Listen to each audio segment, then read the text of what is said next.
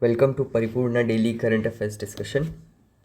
First of all, I'm really sorry for not able to publish this video yesterday. My health was really not good, so I tried, but I could not complete the video. So I'm preparing this video today morning, and I'll upload within some time. Today we will discuss 7 important articles as you see on the screen. Let's start directly with the first article, that is tokenization. Asset tokenization. See, two words are here. One is the asset, second is the tokenization. Asset is something which have the long term value, right? For example, it can be a share, which is a financial asset. There are some physical assets also, like gold is one of the asset. Then the any infrastructure, for example road, is also an asset, right? So these are the assets.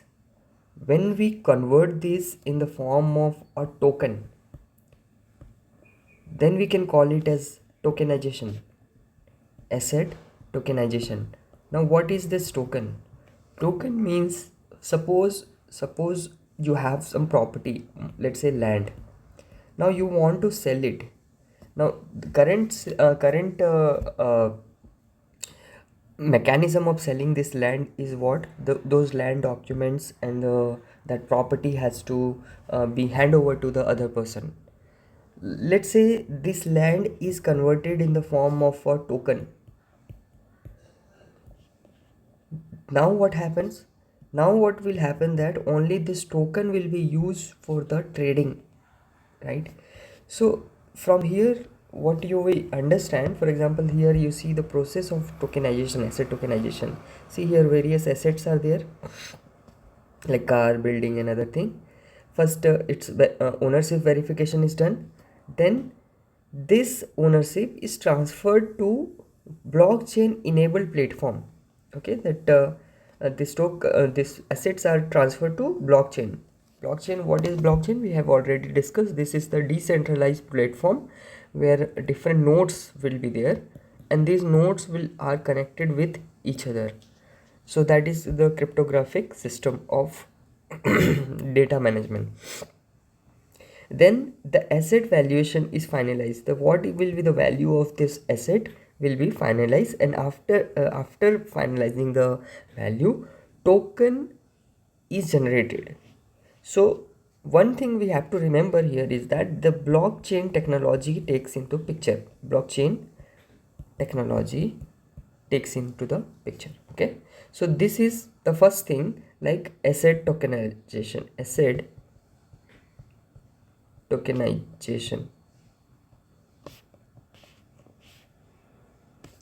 So what is the process? This is the process.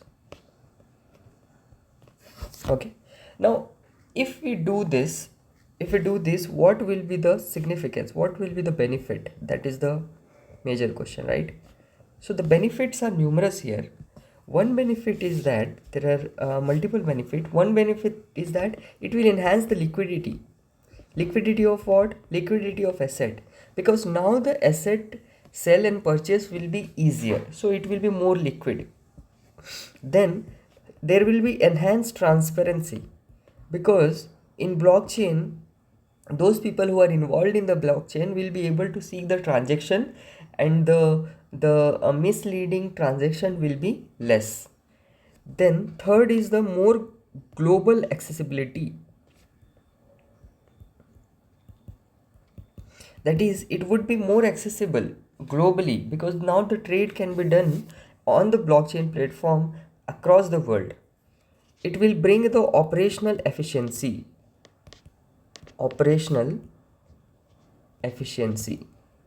because it will make sure that the process of transaction is smooth, lack of interference by the government or any other authorities. So there will be the more ease of doing business, more easier way of having the transaction of assets. Okay, so this was the news, and this is the concept of asset tokenization. Let's go to the next article, that is the Bathau religion. This is important from art and culture point of view. This came in the news because recently Ministry of Home Affairs, who is responsible to conduct census, and census is going on. Within this census, different religion caste are included. So in that line, this Bathau community religion has also been added as a religion. Okay, so that's why it came into the news. Now what we need to understand here is Bathau religion. Some features we have to see about Bathau religion. Now the first important thing comes is that where they situated. Okay, where they situated, where they found followers of this particular religion. If you see the map of India, if you see, this is the map of India. Now within this, here comes the Assam. This is northeastern states, and here you find one region within Assam, one particular location. In this particular location, which is called as the Bodoland, in this Bodoland, the followers of Bathau religion are found. Okay, understood? This is the Bodoland. This is the part of Assam. This is also called as the Bodoland territorial religion. Comes under the 6th schedule area. Okay, so this was about the location of this particular religion. Okay, now let's see the other features of this particular religion. Other features are similar. As you see, these are the tribal region, and tribals follow the nature worship more. So they are also the followers of nature worship, or the followers of worshipping the nature. And one of the particular tree or the plant is called as the Sijou plant. This is the Sijou plant. As you see in the picture, this is the Sijou plant. This is the plant which is considered sacred by the Bathau community. It is similar to the other religion like the sermonism. You must have read about this sermonism. Sarnam movement went on in the Chota Nagpur plateau. They are also the nature worshipper. Okay, the difference is the ethnic group who follow. Second is the region where they are found, and third is Sarnaism follow the nature sacred groups. However, they follow the Sijou plant more. The next important philosophical aspect is the Panchatattva. Like in the Hinduism, there is the theory of Panchatattva, 5 elements, right? Air, sun, earth, fire, sky. These are the 5 elements. Now here also they follow the 5 element system, but they gave the different name like the bar, san, ha, or we don't have to remember those names, that's not important. But the underlying thing is that they also follow these kind of 5 important elements of nature as the core philosophical basis. Okay. Let's go to the next article, which is about the Coco Island. Now, Coco Island has been a focal point for some time due to its geopolitical tension between 3 countries. 3 countries are involved here. One is India, second is China, third is Myanmar. So they have the dispute over this particular island. Now, we need to know the location of this particular island. Let's see the location. As you see here, it is India. This is India. And in India, in the eastern side, we have Andaman and Nicobar Islands. In this Andaman and Nicobar Island, if we zoom in, see here, this is Andaman and Nicobar. This is Port Blair. This is Port Blair. And here in the northern Andaman and Nicobar, in the north side of Andaman and Nicobar, you see some islands. It's called as a Coco Island. and here you have Myanmar. Here you have Myanmar. So this way, this is the location. It is found in the Indian Ocean, and in the Bay of Bengal region, in north to the Great Indian Great Nicobar Island, Andaman Nicobar Island. So that is the location, and here the dispute is there between India, China, and Myanmar. So this is the news, and this is the location of Coco Island. Next is the IUCN World Conservation Congress. Now we have been discussing about this IUCN from previous articles. This highly in the news. Now why it is in the news? Because recently this conservation congress took place, where it took place in UAE, Abu Dhabi. It took place in Abu Dhabi. So that's why it came into the news. Now we know about the IUCN. IUCN is the organization which cares about the conservation. They famously release IUCN Red Data Book.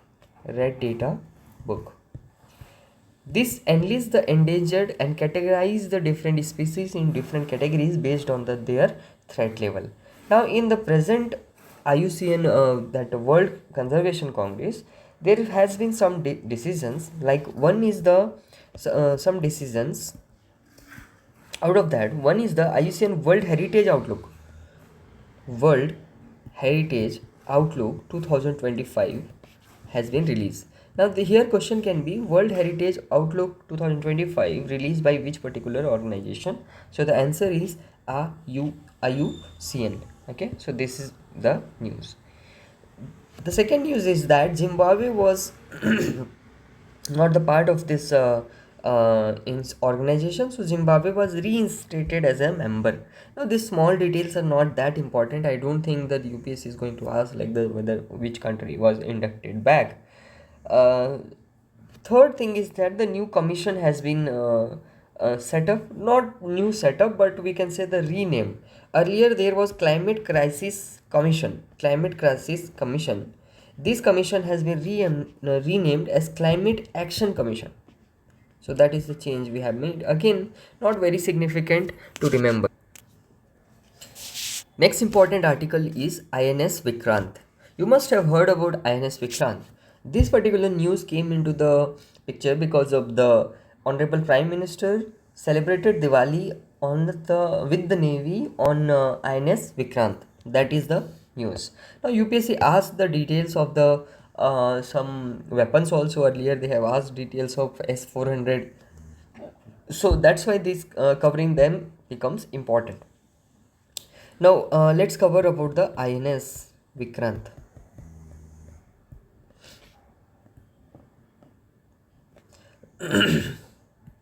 Now first of all, let's get some basics of this particular INS. Now this is a carrier aircraft. It's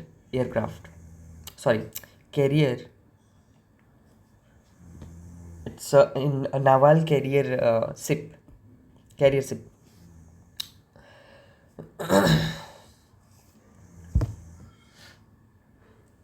Aircraft carrier ship.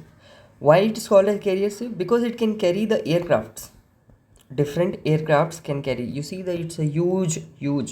Now this position, this particular place here, this ship keeps the different aircrafts. Now using this ship, the aircraft can take off can make the takeoffs, as well as they can land over it, right? So this plays very crucial role in case of war. So in the ocean also we can conduct the air strikes over the enemies. So this is a aircraft carrier warship. Now what are the key features of this particular INS Vikrant is that it is an indigenous build. This is very important. Indigenously built warship. Almost 76% of the content came from within India. 76%, not 100%. Okay. Next feature is that It was built by the Cochin Shipyard Limited. Cochin Shipyard Limited. Okay, Cochin Shipyard Limited, which is a public sector institution which has built this particular warship. If we want to see some other details, we can see here, like what is the height, 59 meters, total length is 262 meter. There are 14 decks in this warship. Then 62 meter width is there. The total weight is 40,000 ton. These much details is not important just to show here, but here we can keep some important, like its top speed is 28 knot, in order to write some if it is asked in the mains. 28 knot is the top speed. It has the 7,500 nautical miles of endurance. That means it can survive for this long. It contains the following weapons, like the MiG-29K. Please remember this. American built MH-60R, indigenously built advanced light helicopters. These can be carried over this particular warship. Now let's go to the next article, that is mains lens, the private sector lack of investment problem. See, for any economy to grow, private sector has to play a very crucial role in boosting the investment. So if economy, if it has to grow, the investment have to grow. This investment is measured through the fixed capital assets, and it's measured, the economic measure is the gross capital formation, basically gross capital formation. This is the measure of it. Now this gross capital formation have the three important components. Three kinds of investment can be there here. One is the government invest, second the private consumption, and third is the private investments. Now here these three component together boost the gross capital formation. Now in this particular article, the author is saying that investment by the private sector is very low. It's low, and they are giving data also. The gross capital formation, the investment, private investment,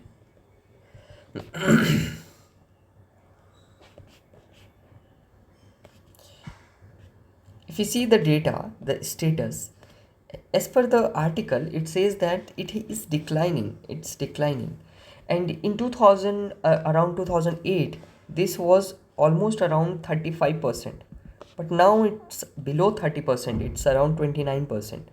So this is a significant decline as per the author, that gross capital formation in India is declining. So this is a problem situation for our economy. Now what is the reason behind this kind of decline, despite the government is taking a lot of initiatives. See, there are government initiatives which to boost this investment in India, the gross capital formation in India. The investment, or the initiative, the approach of government is that let's boost the consumption. If we boost the consumption, then there will be increase in the demand in the economy. If demand will increase, then the private sector investment will increase. So this has been the strategy of the government, that to boost the consumption, private consumption, right? How to boost that? By declining the tax rate, by reducing the GST cut. The GST cut is one of the mechanism to reduce the you can say that the cost, and then the consumption can increase, and then the demand, and finally the investment. The second approach is the crowding in. Crowding in means government is trying to invest its own in what? Government invest in the infrastructure. when the infrastructure or the capital assets in the capital assets government invest, then it can attract the more private investment. So that is the idea. If the government boosts the infrastructure and invest more, it can boost the investment from the private sector. That's the idea. That's called as the crowding in. It can attract the more investment. The third approach is the direct investment by the government. Direct government investment. So this is the third aspect. So these are the three ways government is trying to boost the investment.